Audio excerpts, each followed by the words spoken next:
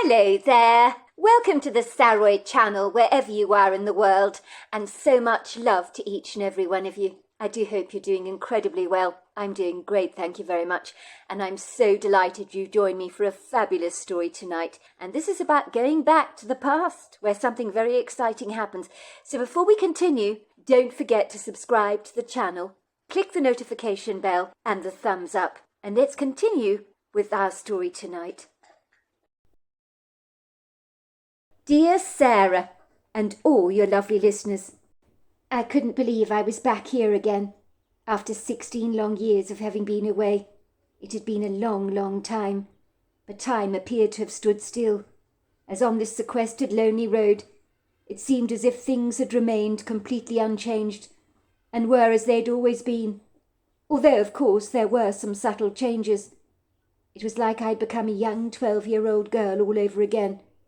Everything was exactly as I remembered it to be, although the giant-sized trees that fringed either side of the long, winding ribbon of asphalt were much larger than I remembered, for they had done some seriously impressive growing over the years.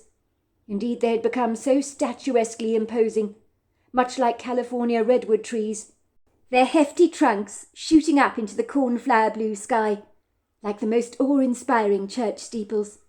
Seeing the trees again was like meeting up with much-loved old friends that I hadn't seen in decades. Did the trees remember me, as I remembered them, I wondered? I was standing outside my gold SUV, on the hairpin turn of this long winding dirt road, where I remember so vividly being dropped off by the yellow school bus, that would grind to a halt, where it would begin to wheeze and jerk. I would disembark from the bus, thanking the driver, and then I'd take the 10-minute trek back to the trailer park, with my satchel slung haphazardly over my shoulders, and my black lace-up shoes would get badly scuffed by the pebbles and dirt that I kicked up along my journey back home. By the time I arrived back at the trailer, I looked as if I'd walked through a desert sandstorm, as you could have easily written your name on the dust on my shoes. Back in the day, the road was not as seamlessly smooth as it was now. I'm glad to say that someone in the last 16 years or so had attended to the road, for back when I was a child it had become a free-for-all, as burgeoning weeds with obnoxiously ugly heads had grazed their way obtrusively through the tarmac, laying claim to the road, almost as if they had a legal obligation to be there.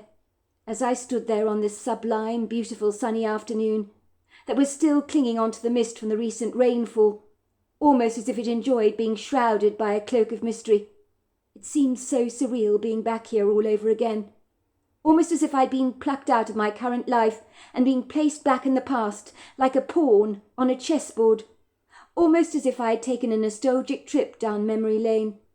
I stood there caught up in the serene silence, only listening to the cool breeze that shook the leaves of the trees, and the trills of the pretty bird song. In that magically memorable moment, I was taking it all in, like a child drinking a decadently rich chocolate milkshake, as slowly as I possibly could, to savour every glorious second of that rich, luscious taste. I was somewhat bemused being here, almost as if I'd been momentarily suspended under a rather paradoxical, deep hypnotic trance, for I remember little of my journey here, as if I'd arrived on this sequestered, lonely country road in an altered state of consciousness, perhaps. Yet in truth, the intrinsic details of my journey were ambiguously obscure and ridiculously vague. I barely remember stopping at a gas station to answer a call of nature, to get a coffee for myself and fill up my gas tank. Everything up to now was a blur. I do recall my husband Cameron, of course, kissing me on the cheeks in the morning as he left for the offices very, very early, for he'd planned a very important meeting with the CEOs of a company in Tokyo, who had come over from Japan for important talks with their American sister company. My husband was in charge of some of those important negotiations between the Japanese. I was lucky. Well, I certainly considered myself in that regard, for as a freelance journalist that worked for myself independently, I dictated my own schedules, and was not controlled by the dictates of a clock, which was just as well, for the rebellious side of my character didn't lend favourably with regimental regime, so to speak.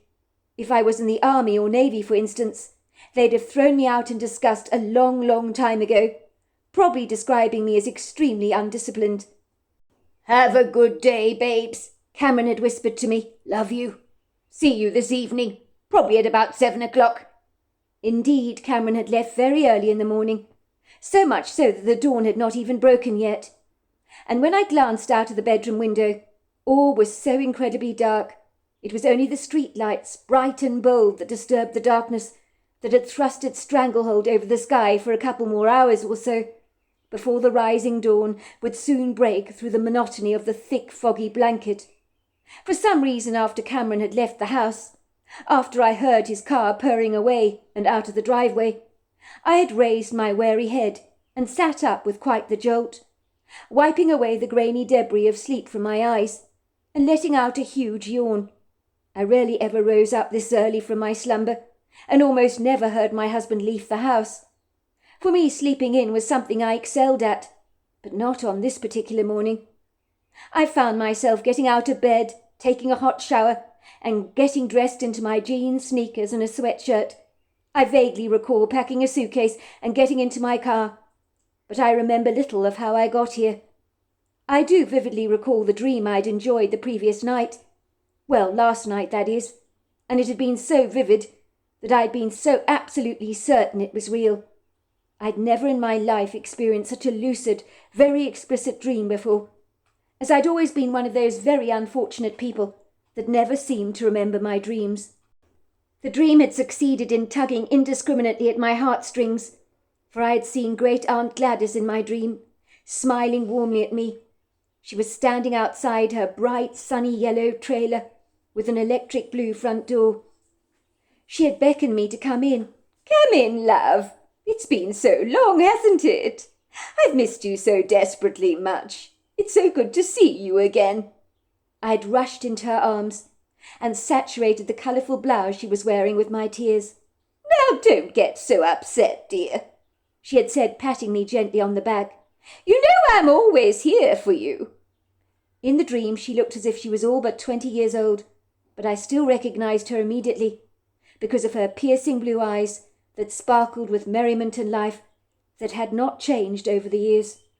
I recognised her at once. I reasoned with myself once I had risen from my sleep and recalled my dream with such crystal clear clarity that I had probably dreamt like this because I'd been thinking about Great Aunt Gladys a great deal recently, because on the day I found myself on this country road, it happened to be the anniversary of Great Aunt Gladys's death. It had been 8 years since Aunt Gladys had died, and my heart ached desperately for her, as she, along with Betty Bott, who had been my childhood care worker, and my husband Cameron, were to date the most influential and inspirational people that had touched my life. Is that why I'd come here, I wondered? Because it was the anniversary of Great Aunt Gladys's death? As I reflected briefly over my life, and how things could have panned out, had Gladys not become a significant part of my life, I shuddered with horror at the prospect of what I might well have become. For I had been a messed-up, confused little girl that had arrived at Gladys's trailer as fragile as a porcelain doll. I rarely believe if Aunt Gladys hadn't rescued me from foster care when I was 12 years old, I could potentially be lying somewhere in a ditch by now, drunk as a skunk. And I don't say that lightly. Do they not say that the apple does not fall far from the tree, and that addiction can run in families? My mother had been a raging alcoholic when I was a child, which was why growing up I chose never to drink, for I didn't want to end up sliding down that same old slippery slope that my mother had done. Indeed, my mother was so addicted to alcohol that it had consumed, dictated, and finally chosen to take her life. It had possessed her as unscrupulously as a demonic stronghold. As a consequence of my mother's excessive drinking, I had been indiscriminately tossed around from one foster home to another, like a bag of old recycled clothes that nobody wants, so they keep getting returned to the charity shop again and again and redistributed. My fractured short life up to this point had been as precariously disjointed and topsy-turvy as this road had been when I was a girl. A tumultuous, bumpy journey of knocks and shocks, you could say, for the journey of my life had not been an easy or a smooth one. Call me cynical if you like, but I'm absolutely certain many of those foster families that adopted me did so because the state paid them for the privilege. Many of these so-called Good Samaritans who took me under their wings did not care about me at all. The abuse I suffered from some of these families was not the physical kind, but the kind of mistreatment that comes when you are deliberately ignored and abandoned, as if you're living with a family in the shadows, as if they don't even know that you exist or are there. And that is a cruel kind of abuse, for it makes you feel absolutely worthless, like an old roll of toilet paper that has long since been forgotten about. It had been tough in those days, for I had been like a bird with a broken wing that was certain I was never going to be able to fly and spread my wings. That happened to other girls and boys that were not like me, for they came from good, reliable families that cared and loved them. I, on the other hand, felt as if I was doomed to live a life where no one noticed me at all, almost as if I was a fly on the wall that needed swatting away, because I was of no earthly good at all. I remember one foster mother actually telling me that I was as useless as a cockroach. I had been adopted by so many families and spat out along the way like an old piece of tobacco on the sidewalk. I soon realized that nobody wanted me, and so I felt like a stray dog that had been taken into a house for a few days or so. But one wrong move, and I'd be kicked out of the door so fast I wouldn't know what had hit me. I saw very little of my mother in those earlier years, for my mother never held on to me for very long, as no sooner was I thrust into her charge, I was snatched up again by the state and thrown straight back into foster care, all over again, as if I'd been placed on a merry-go-round. My mother would beg me to please forgive her. She'd tell me she loved me. She'd swear blind that she'd never ever drink alcohol again. She'd even inform the judges of her good intentions. "Your Honour, I'm a different person now.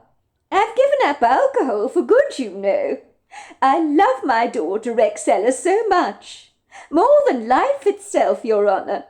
I will never touch a drop of that filthy stuff again. Rexella is far too important to me.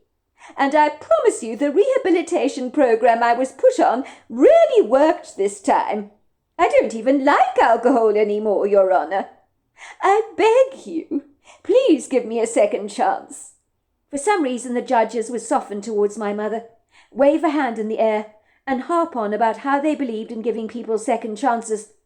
My mother would of course thank the judge profusely, and the next thing I knew, I was slung back into her life. I always knew at a young age that my time spent with my mother would be short-lived. It was an instinctive thing, because I knew my mother's character all too well. Sooner or later she would surrender to the temptations of alcohol, returning to it with a vengeance, rather like a dog returning to its vomit. I do specifically remember on one occasion, after I'd once again been flung back into my mother's charge, that she took me for a ride in her clapped-out Peugeot that had so many dents on the metal, almost as if a meteor had dropped out of the sky and specifically targeted my mother's car, over above everyone else's. How it got in such a deplorable state, and why it was so dented, I never dared to ask her, but I sneakily suspected my mother had been a liability on the roads, driving with way too much alcohol in her system. It was a miracle she was never caught for drinking and driving. I was surprised the old dilapidated car even worked, for that Peugeot was like an old woman tottering down the road that looked so pathetically weak and exhausted you didn't know whether she'd make it around the next bend before she finally collapsed from sheer fatigue. Two of the windows in my mother's car were taped up with duct tape. The glass was missing from the frames, so who knows what happened there, for no one in their right mind would dare break into my mother's car. I noticed my mother had not cleaned that car for probably an entire century, so you could barely see through the windscreen window at all. It was so bespeckled with dust and dirt. I hasten to say often perfect strangers would write in the dust on the outside of her car the words, "Please give me a wash." The interior of my mother's car was also an eyesore, as foam from the seats had decided to pop out like the pus from a boil. The floor was littered with crumpled beer cans, stubbed-out cigarettes, and chip packets. It smelt damp and musty, not a very pleasant smell, I have to say. On this particular occasion I had no idea where my mother was going in the car or where she was taking me, for she had been deliberately vague and non-committal. When I asked her where we were going, my mother's answer was, "You'll see." My mother drove into a parking lot, where a few lonely shops were nestled together side by side. One appeared to be an ice cream parlour. There were 2 fast food places, a lonely-looking boutique, an old charity shop, and a pet store, along with a liquor store selling hard-line brands of alcohol. My mother strategically parked her car a few yards away from the bottle store. I remember being mortified because an alcoholic and a liquor store, well, they don't mix well together, do they? It's rather like someone who needs to lose weight, going to a bakery and hanging outside the entrance, and being callously harpooned by the beguiling, irresistible scents of baked cookies and fresh bread. Such a person with a predisposition to overeating, along with a raging sweet tooth, is not going to walk away from the bakery empty-handed. With the best will in the world, that would be too much of a temptation for them to overcome. For good intentions only remain good when they are maintained. Such people will ultimately succumb to the sweet nudges of a few iced donuts and some cinnamon buns, and will probably tell themselves very resolutely that tomorrow they were going to start their diet. But I'm afraid to say, tomorrow never comes. It certainly didn't for my mother. "Mum, what are you doing?" I said. "You know you can't drink alcohol. You promised the judge you'd never ever drink again. That's why he let me move in with you. He trusts you, Mum, not to drink again. You promised him you'd be good. So why? Why are we here?" For a moment my mother said absolutely nothing. She chewed her lip awkwardly, staring longingly at the liquor store, rather reminding me of a dog drooling over a meaty bone that he knows he can't have, but he'll stop at nothing to think of an ingenious way to get his paws on that bone. And that, I'm afraid to say, was my mother's mindset at the time. But the big problem was, she was in denial about her weaknesses. "Mum, let's go," I said. "It's not good coming here. This is a bottle store, Mum. Coming here will make you want to drink again. You don't want the state to take me away from you again like last time, do you? You know Betty Bott says she's watching you like a hawk. She doesn't trust you an inch, Mum. She thinks the judge made a very big mistake, giving you a second chance like he did. This is your opportunity to prove Betty Bott wrong. If you drink when Betty Bott looks in on you tomorrow morning, if she suspects for a single second that you've been drinking, she'll snatch me away from you. Surely you don't want that to happen." My mother turned around to look at me, but her focus was very abstract, as it was not me that her focus was on. I knew she was imagining the alcohol in the store, and what it would be like to get her hands on a bottle of rum or whiskey or brandy, perhaps, as she imagined the full-bodied drink burning the back of her throat and infusing so beautifully with her bloodstream, offering her body the anaesthetizing, uplifting and soothing effects that alcohol so obviously brings, but conveniently forgetting that after the euphoric high that she would first enjoy, at the end of that rainbow there would be a nasty fall. "Don't be ridiculous, love. Of course I'm not going to start drinking again. I'm not weak-minded like that. That interfering busybody Betty Bott, your care worker, doesn't know what on earth she's talking about. The judge had faith in me, and rightly so. I'm just looking at the bottle store, that's all. I told you, I'm never going to drink again, and I intend to keep my word." "But then why are we here, Mum? What are we doing parked in a parking lot opposite a liquor store? If you don't intend to drink, well then why are we here?" "I like coming here from time to time," said my mother. "I can look, can't I? Nothing wrong in that," she said indignantly. "It's called window shopping. People do it all the time. They imagine what it would be like to wear a pretty dress they see in the window. And one day, when they can afford to buy that dress, they go to the boutique to do just that. It's called visualization and manifestation, I believe. I've read all about it, you know." "But, Mum, you can't window shop when it comes to alcohol. You're being unrealistic. You heard the judge. He made it perfectly clear that you can never drink a drop of alcohol again. He said if you did, I'd be taken away from you. Don't you remember? He said he was giving you one more chance. He said after that it's over for good, Mum. Don't you remember? Of course I remember, love. I told you I'm just looking, that's all. Nothing wrong with that. I'm not hurting anyone, am I? But you're hurting yourself, Mum. You're putting yourself in the firing line of temptation. That's what you're doing. Oh, nonsense, dear. I told you I'm never going to touch alcohol again. Never! In that moment, my heart sank, for my worst fears were confirmed. If my mother was driving up to a liquor store in the middle of the day and staring at the outside of the building so dreamily, as if she was viewing a holiday catalogue of a fabulous place in the Bahamas she longed to visit, it wouldn't be long before she walked into the store and came out with a bottle of full-bodied red wine in her hands. And that would be the beginning of the end for her. My mother's doctor, Dr. Saunders, had warned my mother that she had developed a chronic case of fatty liver disease, and if it potentially got any worse, she could develop cirrhosis of the liver. But his warning words had never bothered my mother, because my mother's naivety was incredible. She was one of those people who lived in the moment, and the future for her was a long way away. Moments later, a man came out of the liquor store. He looked like he was in his 50s, with a huge overhang across his waist. He looked as if he was carrying triplets on his person. He had waddled out of the store with a trolley, his podgy face so red he'd have made a poppy look pale. I assumed by his unhealthy, ruddy, pockmarked complexion and the rolls of extensive pillowy flesh that buried his skin beneath their deep cushioned folds that this man had to be an insanely heavy drinker, much like my mother. I could see his puffy eyes looked like tiny marbles on a massive face, where the skin was swollen and bloated by his obvious overindulgences. When he moved, his entire body jiggled and shook.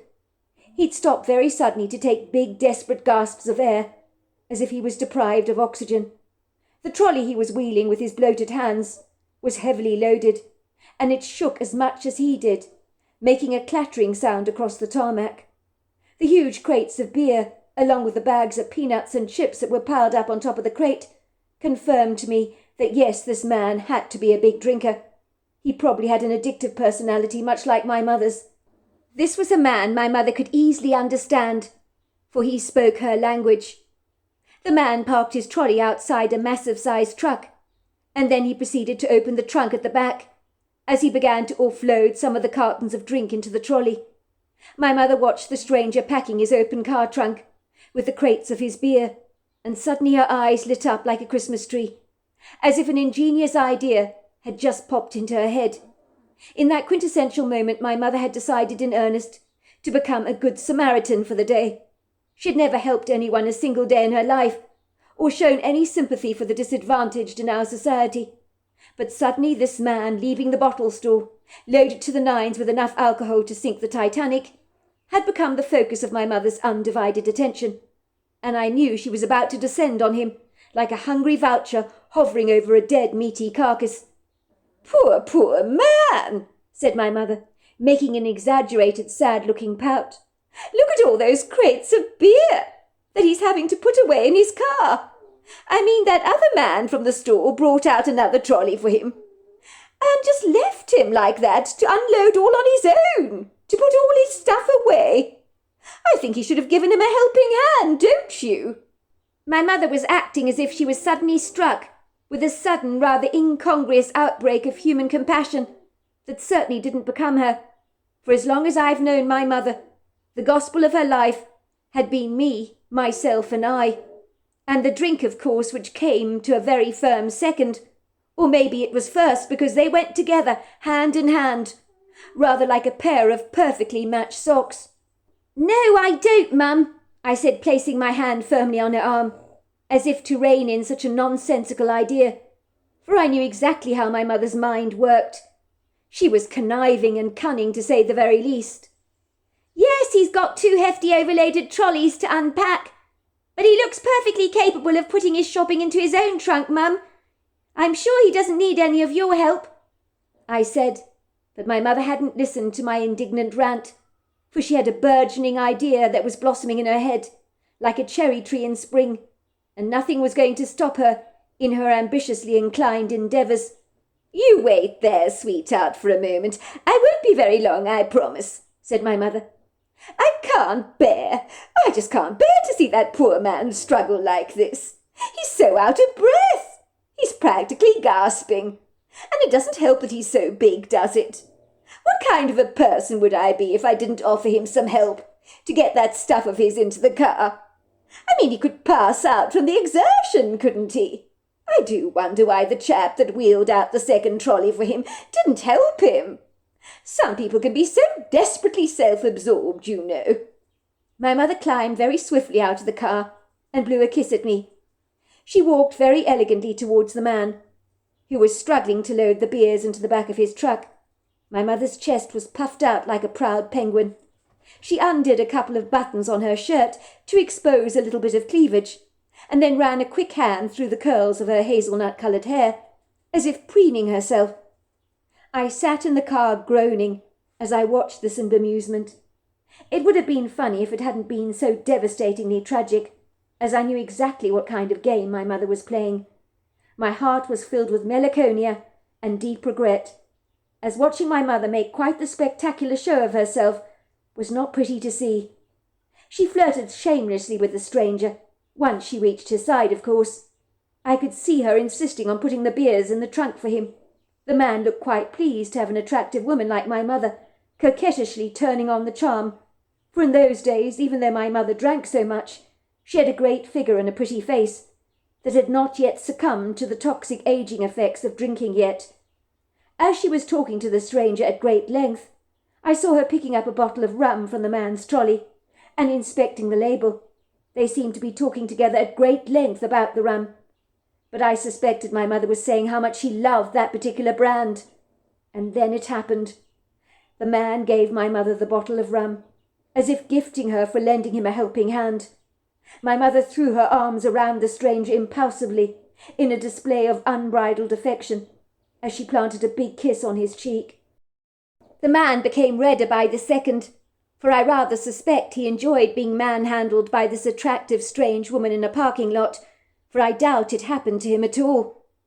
My mother sauntered back to the car like the cat that had got all the cream. She gyrated her hips seductively as she walked back to the car, knowing full well, of course, that the stranger whom she'd helped was watching her with wide, adoring eyes, as if he was possibly wondering how it was that such an attractive woman had gone out of her way to help him. Perhaps the new change of aftershave he was wearing was bringing the woman running towards him, like moths around a bright light. Little did he know, of course, that he'd made a raging alcoholic an extremely happy woman indeed, for the contented, self-satisfied expression on my mother's face told it all, and I knew she was about to descend into the ruin of her own making, like someone who keeps poking their eyes out all the time, until one day they finally become blind. My mother plunged herself into the driver's side seat and scrambled to open the bottle of rum. "Oh, what a lovely man! Oh, he was so grateful that I helped him, you know. Poor man, he's got all kinds of complications, I believe. High blood pressure, diabetes, everything else. Also, he's got fatty liver disease, but I can't say I'm surprised. He does drink a lot, you know. But he said that, he loves his alcohol and he loves very good food. He was very kind to give me this bottle of rum, you know. Turns out he really enjoys this particular brand, just like me. We had a lot in common, you know."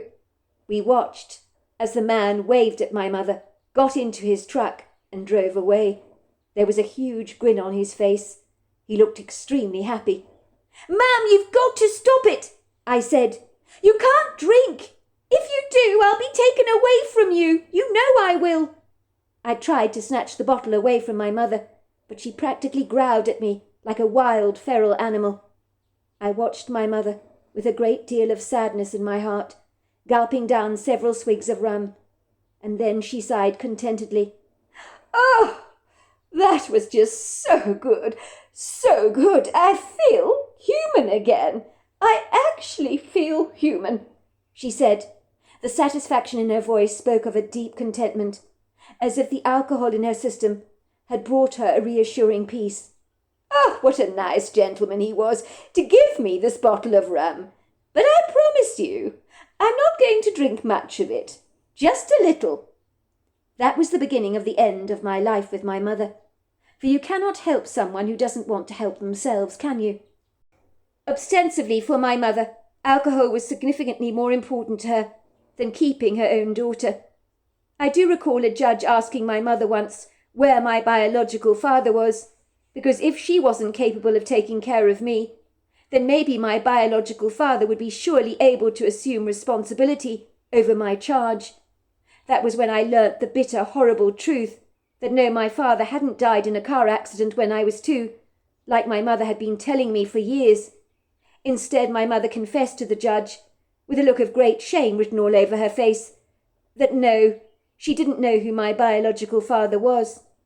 I was to learn my mother had engaged with so many men in a series of one-night stands, when her inhibitions had been thrown to the wayside due to her alcoholic indulgences, so that the men she met became like passing ships in the night, who didn't want to dock in my mother's port for very long, and who could blame them for that? The truth was my father could have been absolutely anyone. I could have innocently walked past him in the street and not even known he was my father. The following morning I could have easily predicted what happened, because it happened exactly as I imagined it would. My care worker, Mrs. Betty Bott, discharged me at once from my home when she arrived at my mother's house to check on me, and what she found rattled her to the core. My mother was lying passed out on the living room couch, bottles of alcohol strewn around her like the confetti after a bridal shower, and she was snoring like a bulldog. Betty Bott took one look at my mother and shook her head sadly, and then she said, "Some leopards never change their spots, do they? I'm very sorry, Rexella. That ill-informed, very naive judge should never have let you return to your mother's home. I knew your mother couldn't be trusted to take care of you, which is why I kept checking up on you. But she did a very good job, I'll give her that, in persuading that judge of her sobriety. But I wasn't fooled about it for a moment. That woman can barely look after herself, let alone a young girl like you. All this stuff about her being sober is utter nonsense, and never drinking again. The idea is very ridiculous. I've known a lot of alcoholics in my time, and they rarely ever give up permanently. I don't think that mother of yours has ever been sober a day in her life, if I'm being brutally honest." "But why does she do this to herself? Why doesn't she care enough about me to stop drinking?" "Your mother loves you, Rexella. That's why she fought so hard to keep you. But she has a very big problem with drink, and the lure of alcohol dominates her entire life, over and above anything else. It's not personal, love. Her drinking has nothing to do with you whatsoever. Oh, why does she drink? I wish I could answer the question for you, because I don't know. But I do know this, Rexella. When someone becomes addicted to drugs or alcohol, sometimes the stronghold to overcome that addiction is simply impossible to conquer." So there we are. That's the end of part 1 of our story. Part 2 is tomorrow night. I look forward to you joining me then. Until next time, goodbye and good night.